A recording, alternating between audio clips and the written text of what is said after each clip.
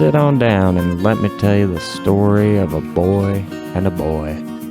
They weren't good at much, well, beyond being boring. They sat at a desk, and those two did a mic test. Next thing you know, they made my least favorite podcast.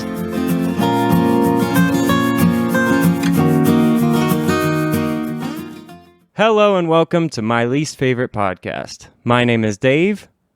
And I'm Ben. On this edition of the podcast, we'll be talking about my personal favorite band of all time, P.O.D. The three-letter abbreviation is how the new metal rock group is referred to. However, those three letters stand for payable on death. The name comes from their Christian faith in that their souls are payable on death. So for those of you who are unfamiliar with the group, we're going to give a quick rundown before we arrive at this episode's topic. P.O.D. formed in 1992 and would release their first three albums on the Christian label Rescue Records, putting out their first album in 1994, Snuff the Punk, would be their introduction to the world. But in 1999, P.O.D. wanted to expand their audience and would sign with Atlantic Records. They would release The Fundamental Elements of Southtown in August 1999. The album got them radio play and expanded their audience, but it was in 2001 when they would place themselves in permanent history of soundbites. It was on September 11th, 2001, which been, again, coming up in our show, that date. Yeah, that's kind of odd. I didn't realize that album was released then, though. And on that day, yeah. And it's going to come up again in the episode. This episode. So. Oh yeah, I did think that was a little odd. Yeah. Oh man. So when the second Atlantic Records P.O.D. album was released in 2001, Satellite, it was a huge fucking hit, going triple platinum. And if you don't know P.O.D., I'm not surprised, but I do think you've heard some of their music. If you've watched almost any sports event with sound bites, you've probably heard this. But if for some reason that doesn't sound familiar, check this one out.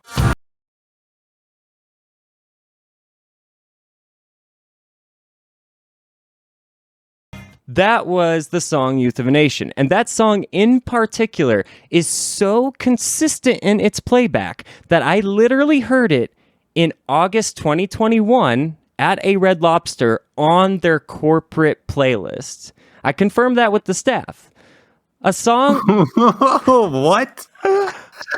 That's nuts. A song about youth being gunned down is still being played as background music today. It was a huge hit. So even if you don't know P.O.D., you do know their influence. P.O.D. is a band of Christians, but they're not a Christian band, even referring to their own sound as positive rock. If you'd like to know more about the band, we'll link an episode of my other podcast, Dave and Isaac Discuss, in which I talk with my brother Isaac, who was on our last episode, about the history of P.O.D. Either way, like I said, this is my favorite band of all time. So I'm aware of their weird side products. And that brings us to our topic. P.O.D. The Nexus is a Christian graphic novel published in August of 2009 by the company Zondervan through an organization called Youth Specialties under their publishing arm, Invert Books. It sounds like they've got it pretty well covered if it doesn't make money. No, it does not. Which company's going to go bankrupt and take the hit? Well, pick one. Invert Books is not around anymore. Zondervan and Youth Specialties are, but they're not. Zondervan does like a bunch of Bibles and stuff, so they're fine. So I want to jump to the back of the book and get a quick feel for what we're getting into. And right on the top, in bold, it says, quote, "The fate of the world rests on P.O.D." Now, I don't actually want to read the synopsis yet because it straight up spoils everything to come. And we'll actually read it at the end of the show just to show how much it tells you up front. This book was written by Tom Carroll and Matt Broom. Now, researching these two pulls up what seems to be the correct people. And what I mean by that is Matt Broom is the artist for the book. And when you look him up, you get an artist that matches the back of the comic when it comes to the description of the artist. But the Matt Broom online has so many great works to his name that he doesn't use P.O.D. the Nexus as a bragging point ever. In the research I found, it looked like he's done work for Blizzard Entertainment. He's been in the industry for a very long time. His art's great. Tom Carroll, on the other hand, now he is harder to find. It's not difficult, just harder. And when I went to find Tom Carroll, I found athletes. And then I tried searching with the comic's name, and I found that Tom Carroll is a Goodreads author. Now, Goodreads is a site you probably know about, but it's just a book cataloging site where you can track books that you're reading, you have read, and want to read. But they have their own version of Twitter's blue checkmark, and that's being certified as a Goodreads author. And Tom Carroll himself has claimed P.O.D. the Nexus. Along with other books he's authored, like, quote, delicious homemade pizza start to finish, pizzas, calzones, and pizza rolls. And, no, sorry, don't want to mess it up. Pizzas, calzone, pizza rolls, and garlic knots. Geriatric rap, getting old, ain't for sissies, and a view from the hot tub, conversations with my grandson. What? Yeah. Okay. But that's not all. You also see a bit about surfing in there. Fluid Surfer Shoulder, the surfer's Bible to endless performance and injury prevention. With his most recent book seeming to be a co-written biography about his time with surfing, which, to note, he apparently was fucking stellar at. But the book also talks about his drug addiction. Now, he seems to do most of his work in tandem with someone else. Almost every book in his library is co-written. Either way, today's topic was also co-written by Tom Carroll. Welcome, everybody, to the fever dream graphic novel known as P.O.D. the Nexus. Yep. So, let's turn to page 1. First things first, the book is in black and white or gray and blue, but it's a two-tone book. On that, it was definitely the version I was looking at was black and white. So what's the version that's gray and blue? It's, I guess what I'm referring to would just be the tones that they use, just the tones that they use to shade things in as I'm looking at it. Maybe just because of the scans that I did of the book, I got a blue tinge from it, you know. I would think it's probably from that. Yeah. At least the scan version that I read was very black and white. Very gray. Well, that too. Yeah, I didn't remember it being black and white. For some reason I was thinking it was colored, but that must have just been me remembering the cover art. Just the cover, yeah. They only did the cover, which is quite interesting as you continue to read. That's about all that it deserved to have color. Page 1 shows the band rocking out on stage. A digital clock behind them reads 11:56, and narrative boxes explain our setup. Quote, as the new year approaches, P.O.D. is doing what they do best, rocking the house at an exclusive Manhattan club. Following this are the character introductions. Narrative boxes say, quote, Marcus's lead guitar weaves a spell over the crowd. Wov on drums. When he really gets going, no drummer is faster. Sonny on vocals. His voice is amazingly compelling. And Trey's strong chords on bass propel the music forward. Now, I would assume that this product, this comic, has to be for people just that are fans of the band, because it doesn't give you any more context or explanation. Not even at all. You got to go into this already knowing who these guys are. On top of it, though, this doesn't even understand the band. They're hardcore San Diego natives. Yeah. No, they've got more yeah. I wouldn't say surfer rock, but they're not California to the core. Yeah, they're California rock. because they always mention California too. Like, very proud of their state. It comes up a lot. It's weaved into a lot of their songs. Now, a weird bit of exposition. Here we go. As we learn, this club is at the top of the One World Trade Center. Quote, perched on the top floor of the newly completed Freedom Tower, the crown jewel in the reconstruction of Ground Zero at the heart of New York City. I thought it was kind of weird, like how just like it's like, yep, this is where it is. Remember 9/11? Remember the Twin Towers? Okay, yeah. I mean, it was 8 years ago. I remember. Like, yeah, it hasn't been that long, but why? Yeah, they never really explain it, but boy, do they use it. It's just where it's where it happens. So, okay. 2 minutes before midnight, Trey notices lights in the sky and asks himself, quote, are the fireworks running early? We see a demonic figure in a cloak walking through the crowd and touching audience members, causing them to go into a coma-like sleep. Trey, unaware of the figure, is still watching the lights streaking through the sky and sees them morph into the words, quote, the Chosen. Trey is the only one who can see it, and his comment to himself is, quote, weird. Far out, dude. In the crowd is a woman with a shirt on that reads, despair, which I don't know why it does. It never comes back, but I wanted to note it. The demonic creature reaches forward toward her. Seconds before the creature touches her, it turns midnight. Trey sees her get touched, and we're told, quote, with a flash of light, the new year begins, and the party rolls on. So I assume nobody noticed what happened that night because we're presented with 4 panels on the next page, one for each member of the band. Quote, the day after their hottest concert gig, and it's time for P.O.D. to kick back and relax, each in their own way. Sonny's hanging out with the family. Love is skateboarding with friends. Marcus is, quote, Marcus and a buddy torqued down bolts on a bus 357. I guess? None of this fits the band as a fan, by the way. So you have to overly like them. I was wondering if you now had Sonny any has a family insight. and loves his kids, but so does Love, and so does Marcus, and so does Trey.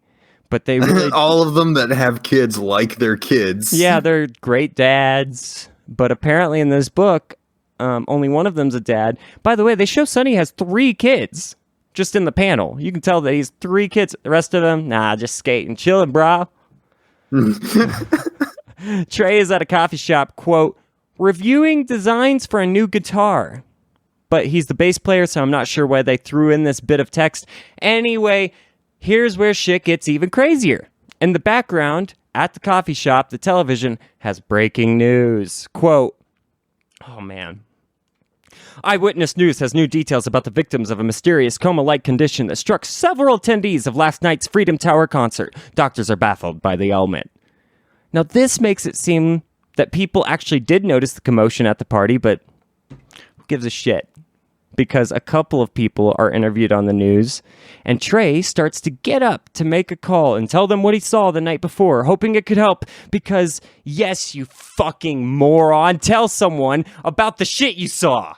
Fuck me. Anyway, check this shit out, dude. I fucking love how absurd this is. Trey stops his moving to tell someone what he saw because the news continues, quote, news bulletins are crashing in here at Eyewitness News. Aliens have landed.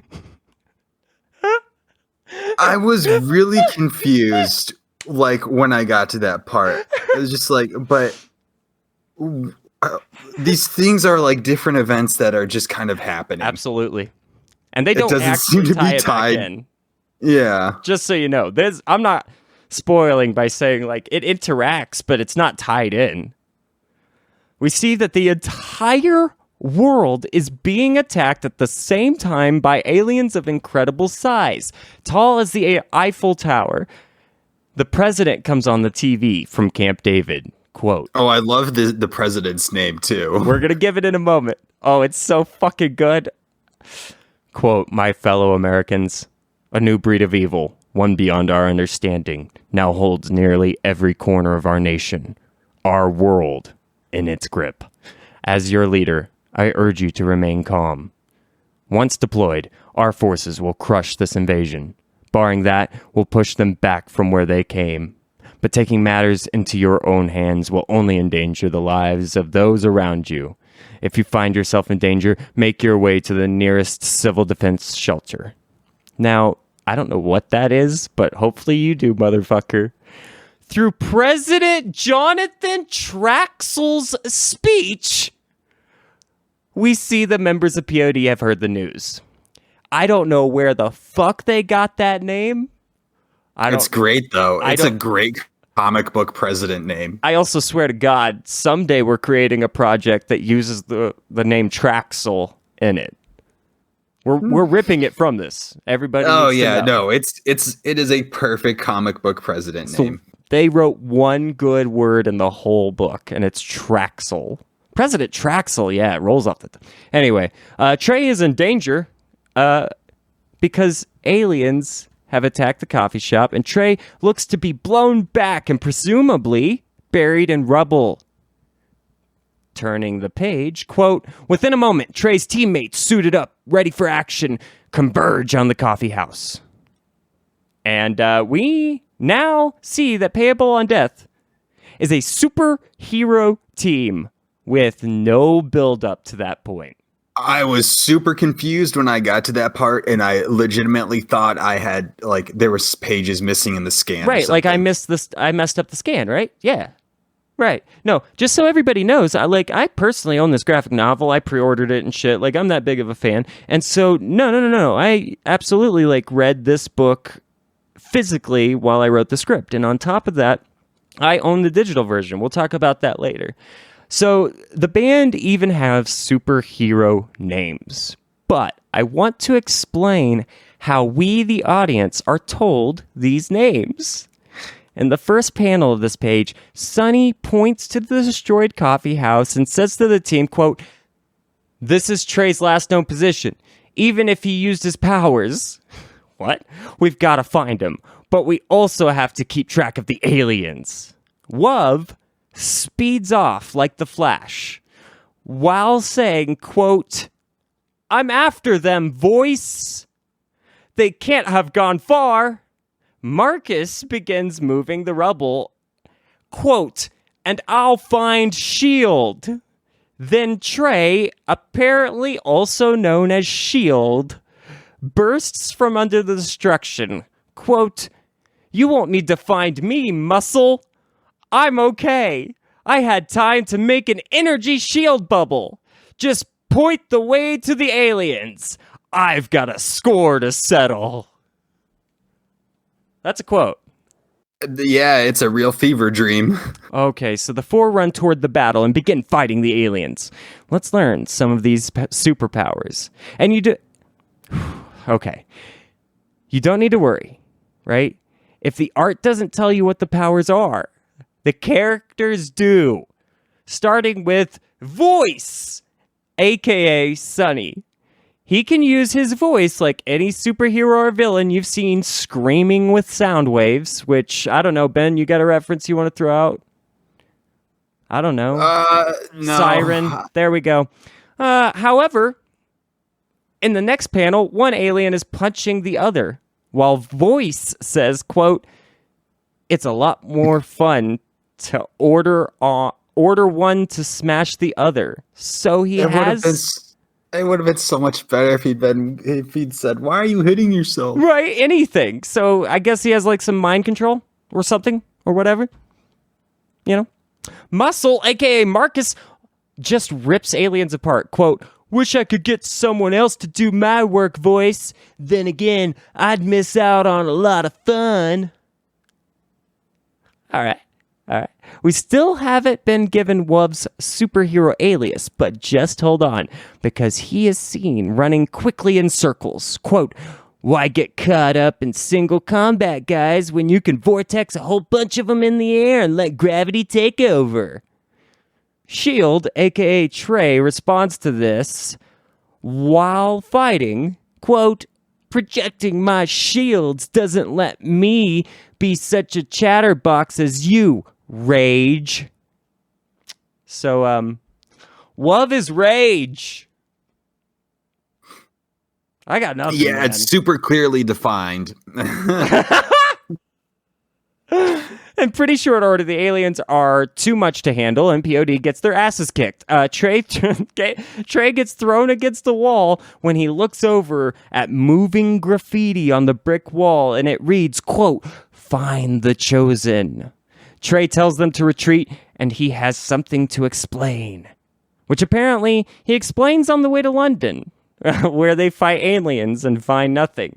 They continue searching the world, growing tired. Eventually, Voice tells Muscle, by the way, I'm going to be using their superhero names from now on. Voice tells Muscle he can't take them himself, leading Muscle to say, quote, "You may be right. If we can't beat them here, maybe we can make a final stand in the States." No fucking clue why that's what their plan is going to be. We see Washington, D.C., and shockingly, dead bodies lay about. Some people, alive, look up to see the band members flying like Superman. Quote, "Look up there, the heroes have returned." The band stops, hovering in the air, to watch President Traxel killed by aliens. Which, that's it, man.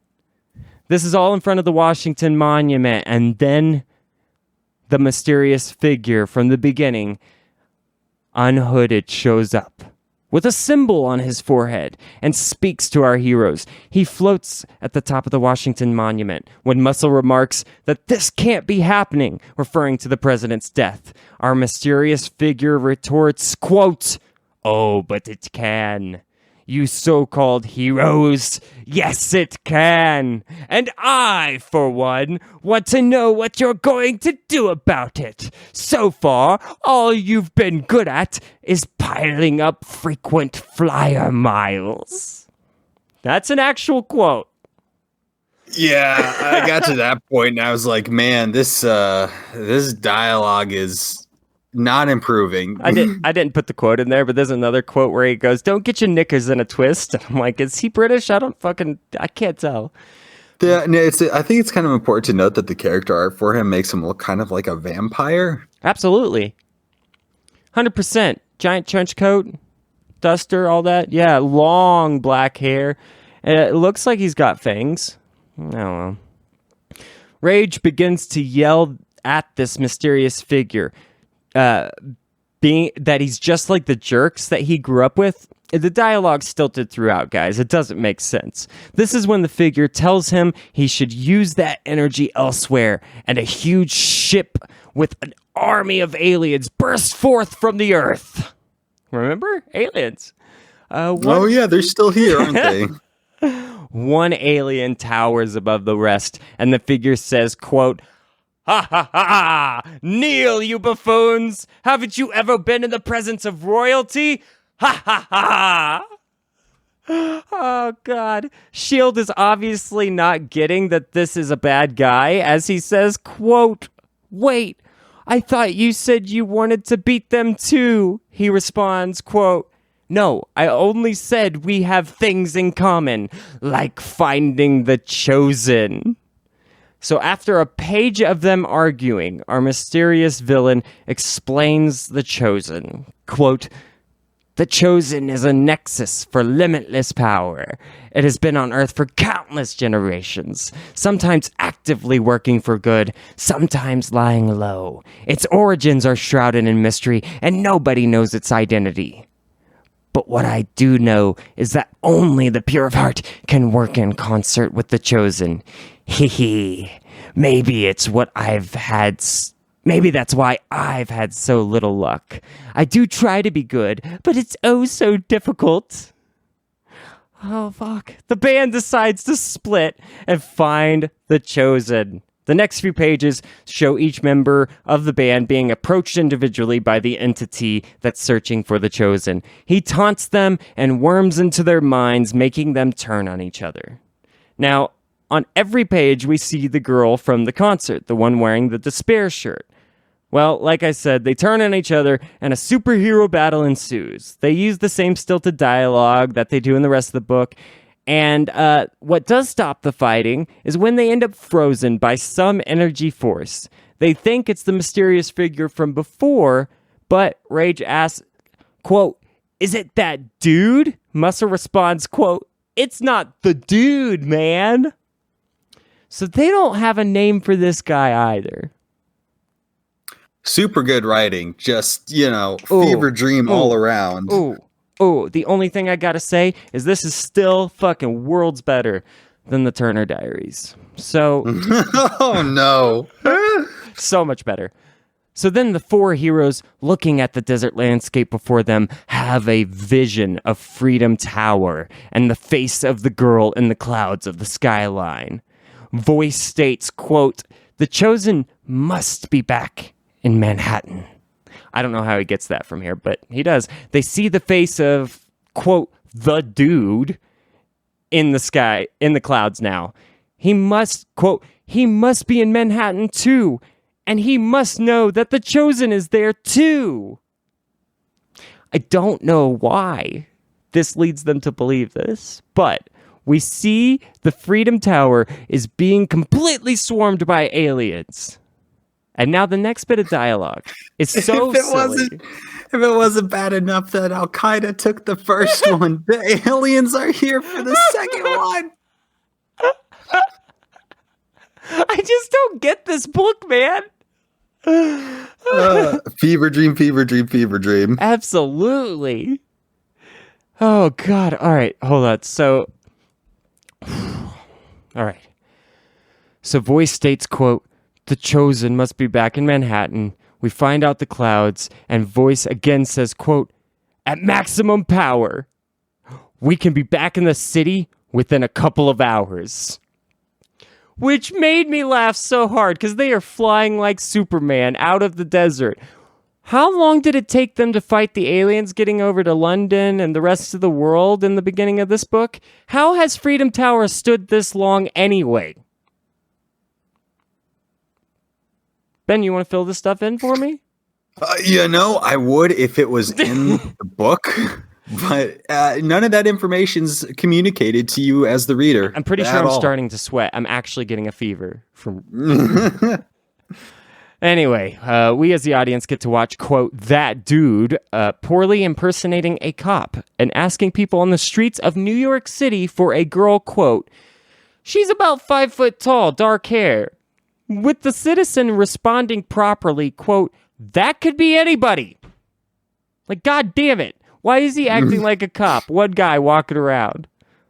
Anyway, sure enough, the Chosen is actually right there and sees the mysterious figure and knows to hide from him. However, she gets spotted and is chased down by foot. Quote, "I see you now, my pretty little thing.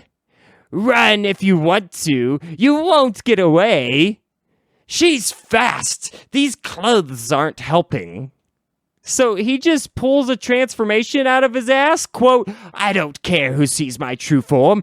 Out of the way, cretins. You're in my way." He starts to fly after her now, but she runs past aliens, stopping our antagonist. The aliens start to attack him when we see him use some power. Some real power. And he blows up all of the aliens' heads that surround him.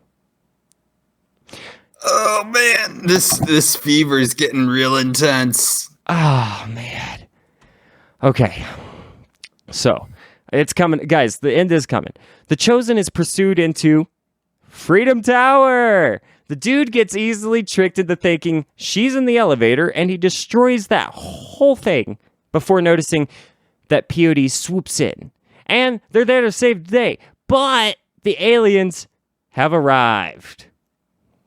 I don't understand the timelines, man, but that's how it plays out. So the four heroes take off to defeat them. However, the Chosen is left alone with, quote, "the dude." The ground beneath the Chosen and the dude crumbles, and the alien queen stands above all others, quote, "Soul Shredder, stand back. This girl is ours. She represents an ancient power source. She will open a power from our galaxy to this world. A nexus for our conquest. Join us, Soul Shredder. There is a place for you at my right." Finally. A name for the dude. Soul Shredder. That's the dude's name. You in? You like it? Oh boy, there's a lot of things that happened. He denies the offer. And they didn't explain nearly enough of it. No, it absolutely feels like pages are straight up missing. Quote, Soul Shredder denies the offer. Quote, I've got my own plans for the power of the Chosen. While he attacks the alien queen. Still battling the alien mobs, P.O.D. sees that the Chosen is making a break for it, while everyone is distracted. Muscle saves her from an alien about to attack, and then he tells her, quote, you've always had power. Now is the time. You've got to let it flow. Our narrator boxes come back, quote, the Chosen opens her mouth and finds her voice, and at that moment, the heroes fall in with their instruments. At first slowly halting, she begins to sing, and the heroes reinforce her song, helping it build, giving it structure and form. And giving a timid girl who had lived her life in the shadows the confidence to step out in song and power. We see the band performing and being entirely surrounded when the Chosen floats in the air and does essentially a Super Saiyan blow to the Queen after the Queen in sheer anger just destroys Soul Shredder.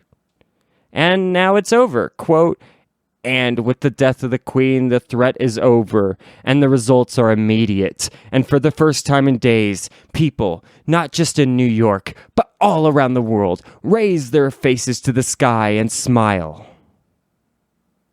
We finish by learning the Chosen is confident and off to start her life.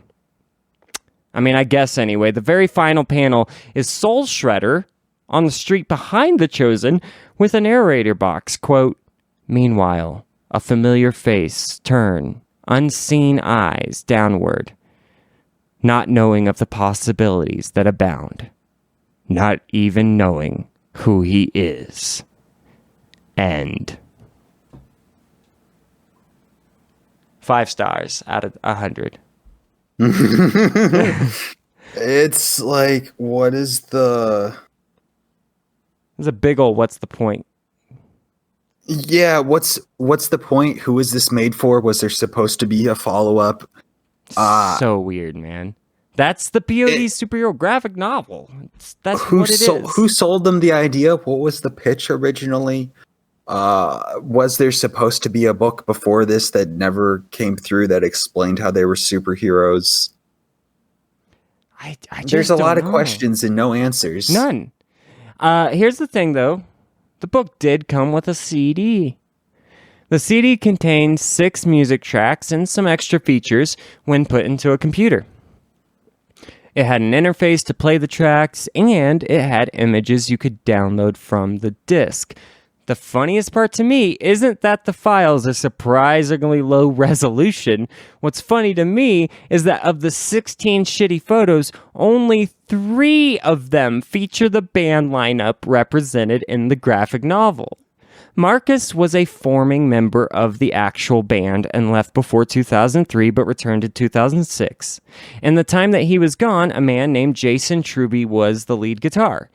13 of the 16 images are the band with Jason. Anyway, that's just a side note. It was so fucking sloppily put together, dude. There's nothing else to say. I'm not even 100% sure that the band knows about this book. That's it. To be fair, I could see that being something where it's part of some kind of merchandising. Like, hey, here's a merchandising deal, and they have the right to make a comic book using your guys' likeness, blah, blah, blah.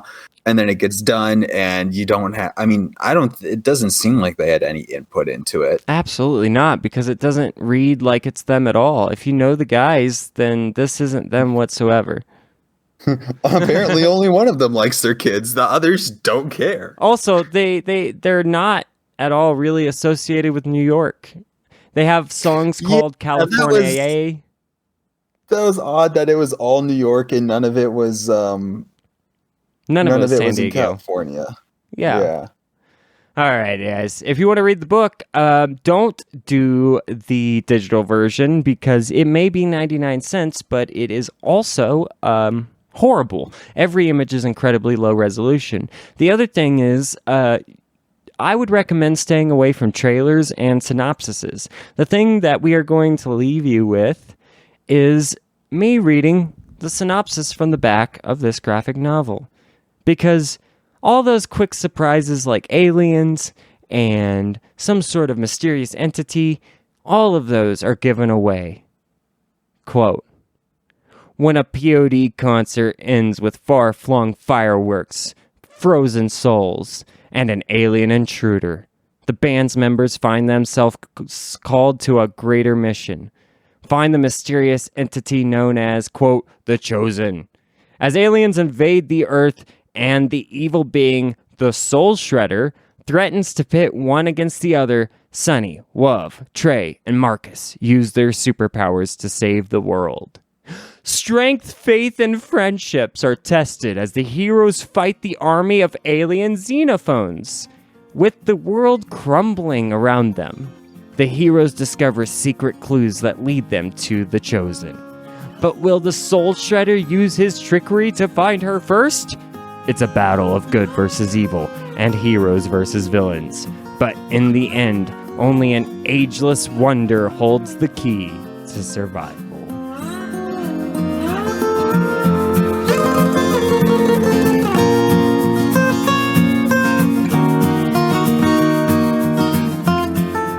Well, that's the end of another story from our boys.